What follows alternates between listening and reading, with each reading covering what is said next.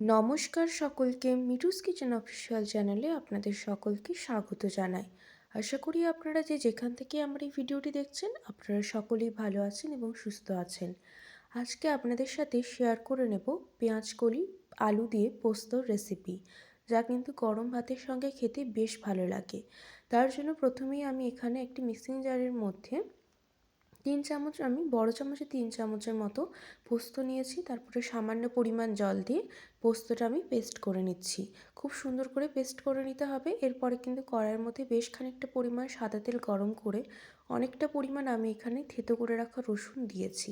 রসুনটা দেওয়ার পরে 4টে চেরা কাঁচা লঙ্কা দিয়েছি। যে যেমন ঝাল খেতে পছন্দ করেন সেই পরিমাণ কিন্তু এখানে কাঁচা লঙ্কার ব্যবহার করবেন।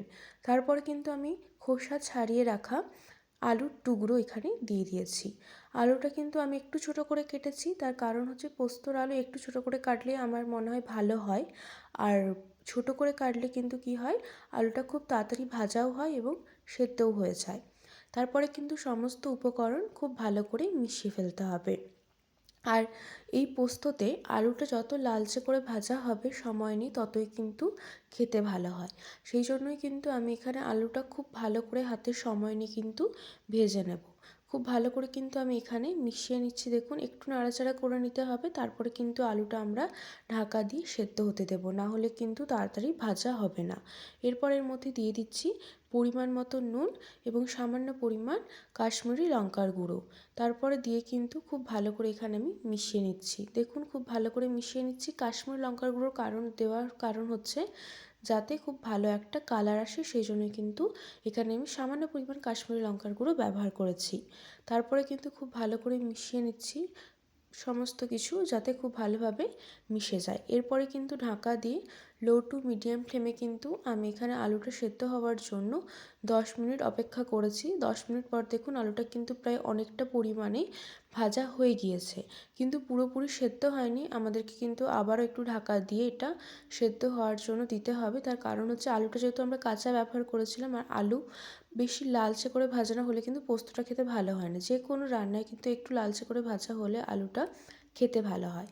তারপরে আমি এখানে ছোট ছোট করে পেঁয়াজকলি ভালো করে পরিষ্কার করে ধুয়ে কেটে রেখেছিলাম। আমি একটু ছোট করেই কেটেছি, দেখে আপনারা বুঝতে পারছেন। সেই পেঁয়াজকলিটাও আমি এখানে দিয়ে দিয়েছি। পেঁয়াজকলিটা দেওয়ার পরে কিন্তু খুব ভালো করে আলুর সাথে মিশিয়ে নিচ্ছি, যাতে সমস্ত কিছুর সাথে পেঁয়াজকলিটা খুব ভালোভাবে মেশে। আর অবশ্যই করে কিন্তু রান্নাতে এই পোস্ততে অবশ্যই করে রসুনটা কিন্তু ব্যবহার করবেন। রসুনটা একটু বেশি পরিমাণেই দেবেন, খেতে কিন্তু অসাধারণ লাগে গরম ভাতের সঙ্গে। যারা খেয়েছেন তারা তো জানেন, যারা খাননি তারা কিন্তু এই রেসিপিটা ফলো করে একবার হলেও বাড়িতে বানিয়ে ফেলতে পারেন।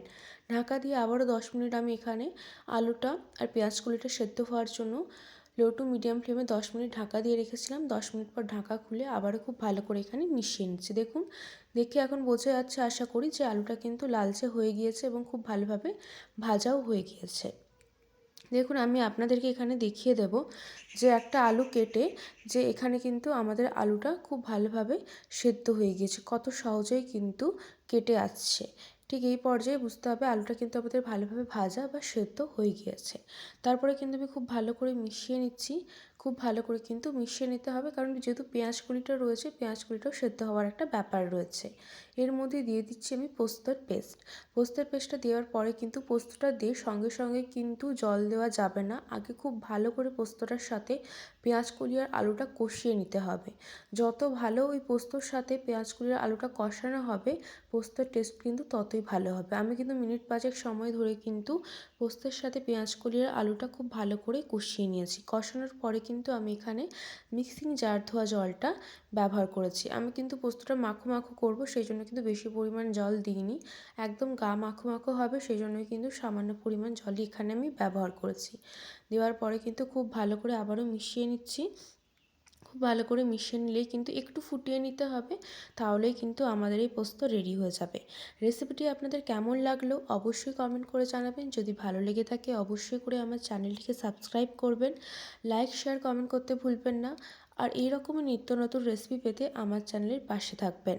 দেখুন আমি কিন্তু পোস্তটা আমাদের রেডি হয়ে গিয়েছে। এরপর একটি পাত্রের মধ্যে পোস্তটা আমি সার্ভ করে দিচ্ছি। একদম মাখো মাখো হয়েছে, আর এটা কিন্তু যতটা পরিমাণ একটু মনে হচ্ছে জল জল রয়েছে, সেটা কিন্তু ঠান্ডা হলে আরোই শুকনো শুকনো হয়ে যাবে। সেই জন্য কিন্তু এই পর্যায়ে আমি পোস্তটা নামিয়ে নিয়েছি। গরম ভাতের সঙ্গে খেতে অসাধারণ লাগে। যারা বাড়িতে বানিয়েছেন পেঁয়াজকলি আলু পোস্ত, তারা তো জানেন কতটা সুন্দর খেতে হয়। যারা বানাননি তারা কিন্তু এই শীতে একবার হলেও কিন্তু আমার এই রেসিপিটা ফলো করে বাড়িতে খুব সহজেই পেঁয়াজকলি আলু পোস্ত বানিয়ে ফেলতে পারেন।